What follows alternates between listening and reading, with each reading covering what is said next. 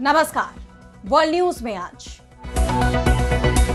रूस यूक्रेन युद्ध जिस तरह खिंचता ही जा रहा है, ऐसे में इस जंग में रूस यूक्रेन के बाद अब नेटो देशों की भी एंट्री की आशंका उतनी ही बढ़ती जा रही है।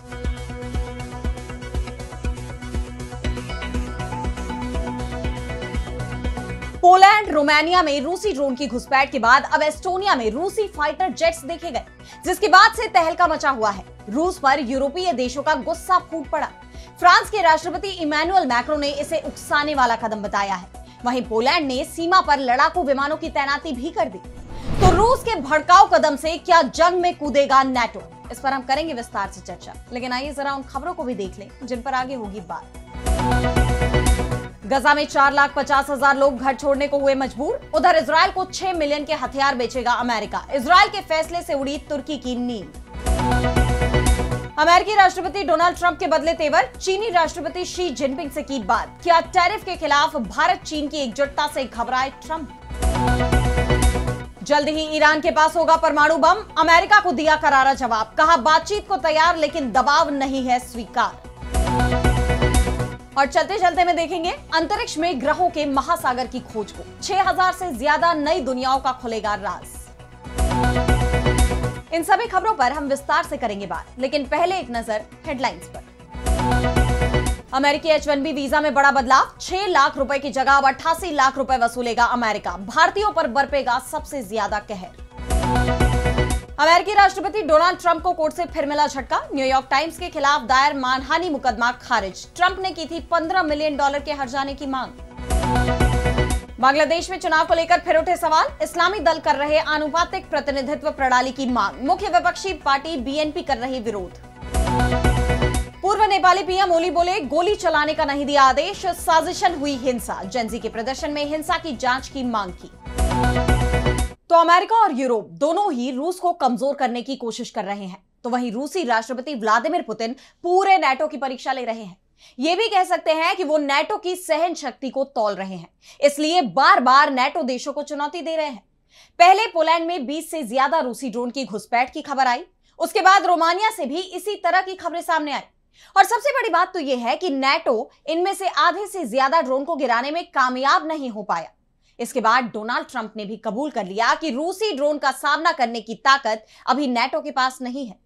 लेकिन इस बार रूस के ड्रोन ने घुसपैठ नहीं की है, बल्कि रूस के फाइटर प्लेन ने घुसपैठ की है। 3 रूसी MiG-31 लड़ाकू जेट बिना इजाजत के एस्टोनियाई हवाई क्षेत्र में दाखिल हुए। एस्टोनियाई एयर स्पेस में करीब 9 किलोमीटर अंदर तक रूसी जेट पहुंचे और 12 मिनट तक वहां रहे। इसके बाद नेटो के फाइटर प्लेन सक्रिय हुए, लेकिन तब तक रूसी फाइटर जेट एस्टोनियाई एयर स्पेस से बाहर जा चुके थे। एस्टोनियाई डिफेंस फोर्स ने बताया कि यह घटना वेंडलू द्वीप के आसपास हुई। यह आइलैंड राजधानी टालिन से लगभग 100 किलोमीटर दूर है। रूस के विमान पहले भी वेंडलू द्वीप के ऊपर घुसपैठ करते रहे हैं, लेकिन इस बार यह घटना पिछले मामलों से ज्यादा लंबी रही। एस्टोनिया के विदेश मंत्री मार्गोस साहकना ने कहा कि इस साल रूस पहले भी 4 बार एस्टोनिया के एयर स्पेस का उल्लंघन कर चुका है, लेकिन इस बार की घटना बेहद गंभीर है। नेटो को इसका जवाब देना होगा। अमेरिका के राष्ट्रपति डोनाल्ड ट्रंप ने भी इसे लेकर प्रतिक्रिया दी। उन्होंने कहा कि मुझे यह पसंद नहीं है, जब ऐसा होता है ये बड़ी मुसीबत हो सकती है, लेकिन मैं आपको बाद में बता दूंगा। फ्रांस के राष्ट्रपति मैक्रों ने भी इसे उकसाने वाली कार्रवाई करार दिया है। नेटो की तरफ से भी इस घटना को लेकर तुरंत प्रतिक्रिया दी गई। नेटो के विमानों ने MiG-31 को चुनौती दी, जिसके बाद ये विमान वापस लौटा। Norwegian institute of international affairs के एक्सपर्ट जेकब M गॉडजिमिर्स्की ने इस पर अपनी राय रखी। उन्होंने कहा कि रूस अपने लड़ाकू विमान भेजकर नेटो का रिएक्शन देखने की कोशिश कर रहा है। इस घटना को पोलैंड में ड्रोन घुसपैठ के हालिया मामले से जोड़कर भी देखना चाहिए। अगर नेटो की प्रतिक्रिया नरम रहती है तो यूक्रेन के बाद एक और देश रूस के हमले का शिकार हो सकता है। दूसरी तरफ रूस ने नेटो के सभी दावों को खारिज कर दिया है। रूसी रक्षा मंत्रालय ने कहा कि उड़ान अंतरराष्ट्रीय नियमों का पूरी तरह से पालन करते हुए और दूसरे देशों की सीमाओं का उल्लंघन किए बिना की गई थी। रूसी जेट विमान उत्तर पश्चिमी रूस के गणराज्य करेलिया से पोलैंड और लिथुआनिया के बीच रूसी क्षेत्र कैलिनिनग्राद के हवाई अड्डे की ओर जा रहे थे। इस दौरान ये बाल्टिक सागर में अंतरराष्ट्रीय जल क्षेत्र के ऊपर उड़े और एस्टोनिया के क्षेत्र के सबसे उत्तरी बिंदु से 3 किलोमीटर से भी ज्यादा दूर थे। लेकिन एक बात तो साफ है कि अब अगर नेटो की तरफ से कोई भी पलटवार होता है तो पुतिन इसके लिए पूरी तरह तैयार है। रूस की सेना पिछले कुछ समय से लगातार युद्धाभ्यास कर रही है।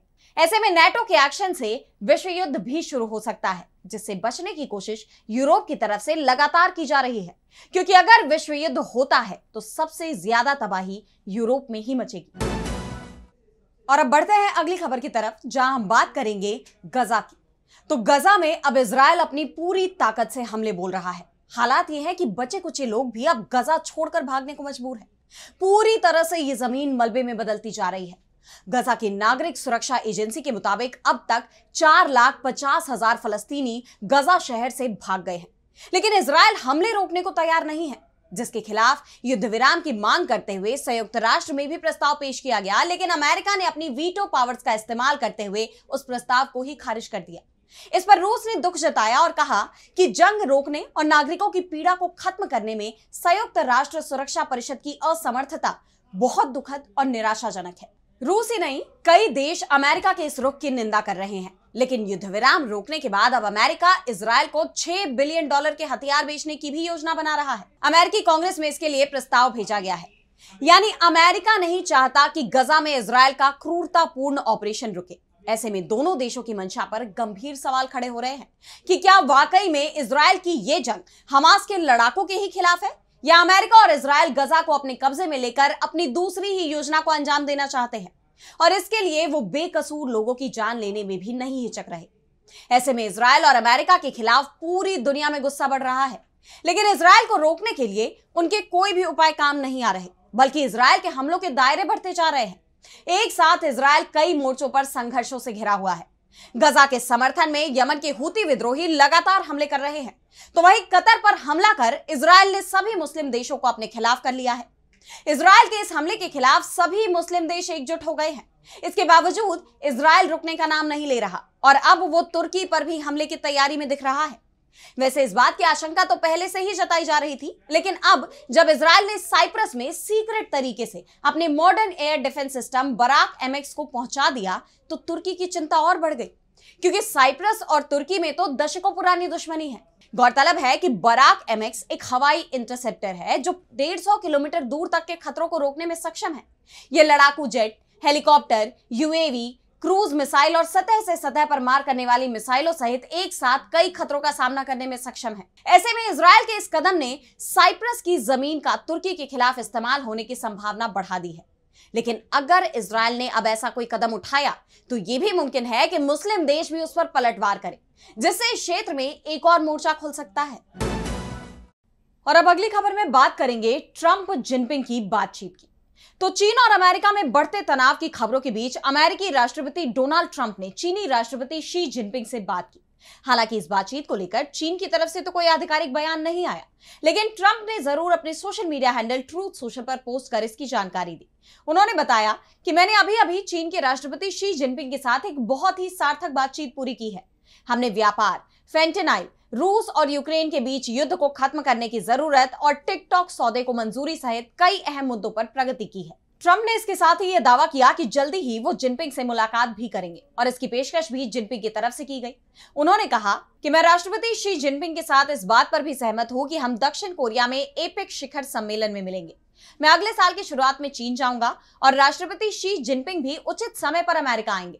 बातचीत बहुत अच्छी रही, हम फिर से फोन पर बात करेंगे। हम टिकटॉक की मंजूरी की सराहना करते हैं और हम दोनों एपेक में मिलने के लिए उत्सुक हैं। ट्रंप का यह बयान ऐसे वक्त में आया है जब उनकी टैरिफ नीतियां अब अमेरिका पर बैकफायर करती दिखाई दे रही हैं।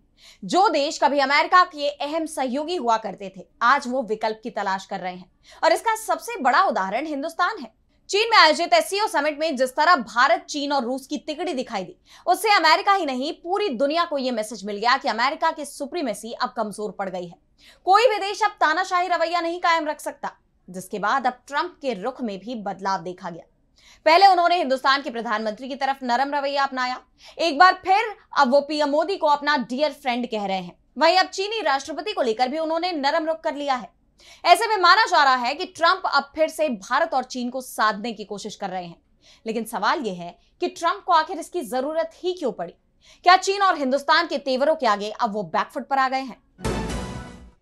और अब अगली खबर में बात करेंगे ईरान की। तो ईरान ने अपने परमाणु कार्यक्रम को लेकर यह साफ कर दिया है कि वो अमेरिका के दबाव में नहीं आने वाला और ना ही यूरोपीय देशों के दबाव में आएगा।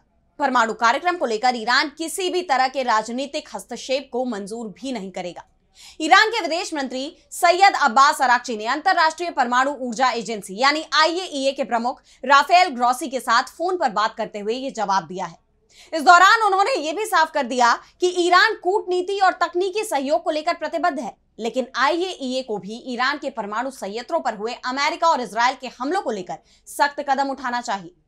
दरअसल इस बार यूएनएससी 2015 के परमाणु समझौते के तहत प्रतिबंधों में छूट बढ़ाने वाले प्रस्ताव पारित नहीं हो पाया है। फ्रांस, जर्मनी और ब्रिटेन यानी E3 देशों ने पिछले महीने 2015 की संयुक्त व्यापक कार्य योजना के जरिए औपचारिक रूप से स्नैपबुक तंत्र को शुरू किया। इसके चलते अगर 2015 के परमाणु समझौते, जिसे संयुक्त व्यापक कार्य योजना यानी JCPOA के रूप में जाना जाता है, इसका उल्लंघन होता है तो ईरान पर 30 दिनों के अंदर संयुक्त राष्ट्र के प्रतिबंध फिर से लगाए जा सकते हैं। E3 देशों का कहना है कि ईरान अपने परमाणु संयंत्रों की जांच में रुकावट डाल रहा है, तो दूसरी तरफ ईरान का कहना है कि E3 देशों की तरफ से जो प्रस्ताव लाया गया वो अमेरिका के दबाव में लाया गया है। ईरान के विदेश मंत्रालय ने यूरोपीय देशों के कदम को अवैध, अनुचित और भड़काऊ बताते हुए उसकी कड़ी निंदा की। उन्होंने E3 देशों पर कूटनीति को कमजोर करने का भी आरोप लगाया। जैसा कि आप जानते हैं कि 2015 में ईरान और 6 विश्व शक्तियों ने JCPOA नामक एक समझौते पर दस्तखत किए थे, जिसके बाद ईरान को प्रतिबंध से कुछ छूट दे दी गई थी। 2018 में जब डोनाल्ड ट्रंप अमेरिका के राष्ट्रपति थे तो उस वक्त अमेरिका इस समझौते से बाहर हो गया, जिसके बाद यह कमजोर पड़ने लगा। इसके बाद ईरान ने भी धीरे धीरे समझौते के नियमों का पालन करना कम कर दिया, लेकिन अब अमेरिका इसी समझौते के जरिए, जिसका वो खुद ही हिस्सा नहीं है, वो इसके जरिए ईरान पर आर्थिक प्रतिबंध लगाने का दबाव बना रहा है। और अब चलते चलते में बात करेंगे 6000 से ज्यादा ग्रहों की खोज की। तो अंतरिक्ष की दुनिया हमेशा से ही इंसानों को लुभाती रही है। हाल ही में नासा की एक नई खोज ने दुनिया को अचंभित कर दिया। वैज्ञानिकों ने हमारे सौर मंडल से बाहर 6000 से ज्यादा नए ग्रहों की खोज की है। ये ग्रह चट्टानी, गैसीय या पानी और लावा से ढके हुए हो सकते हैं। इन ग्रहों को देखना बहुत मुश्किल होता है क्योंकि ये अपने तारों की रोशनी में छिप जाते हैं। वैज्ञानिक इन्हें ट्रांजिट मेथड से पहचानते हैं। जब कोई ग्रह अपने तारे के सामने से गुजरता है तो तारे की चमक थोड़ी कम हो जाती है और इसी छोटे से बदलाव को मापकर वैज्ञानिक उस ग्रह की मौजूदगी का पता लगाते हैं। इसके बाद कई टेलीस्कोप का इस्तेमाल करके इसकी पुष्टि की जाती है। ये खोज सिर्फ संख्या की बात नहीं है, बल्कि ये हमें ये समझने में मदद करती है कि ग्रह कैसे बनते हैं और क्या ब्रह्मांड में कहीं और जीवन मौजूद हो सकता है। 1995 में पहला एक्सोप्लैनेट मिला था और आज 30 साल बाद ये संख्या 6000 के पार हो गई है। ये एक अविश्वसनीय यात्रा है। नासा का मुख्य लक्ष्य ऐसे ग्रहों को खोजना है जो पृथ्वी जैसे ही हो और जिनके एटमॉस्फेयर में जीवन के संकेत यानी बायो सिग्नेचर्स मिल सके। जेम्स वेब स्पेस टेलीस्कोप जैसे एडवांस्ड मिशन इस दिशा में बहुत मदद कर रहे हैं, जो अब तक 100 से ज्यादा एक्सोप्लैनेट्स के वातावरण की जांच कर चुके हैं। भविष्य में ESA का गाइया मिशन और नासा का Nancy grace Roman space telescope जैसे मिशन हजारों और नए ग्रह खोजने में मदद करेंगे। भारत भी अंतरिक्ष की खोज में पीछे नहीं है। इसरो के मंगलयान और चंद्रयान जैसे मिशनों ने साबित किया है कि हम गहरे अंतरिक्ष की खोज करने में सक्षम हैं। भविष्य में भारत भी एक्सोप्लैनेट रिसर्च में अपना योगदान देने की योजना बना रहा है। ब्रह्मांड में 6000 से ज्यादा नई दुनियाओं की खोज ये दिखाती है कि हम ब्रह्मांड में अकेले नहीं हैं और ये तो बस शुरुआत है। फिलहाल आज इस वर्ल्ड बुलेटिन में इतना ही। देश दुनिया की तमाम बड़ी खबरों के लिए देखते रहिए DV लाइव और मुझे दीजिए इजाजत। नमस्कार।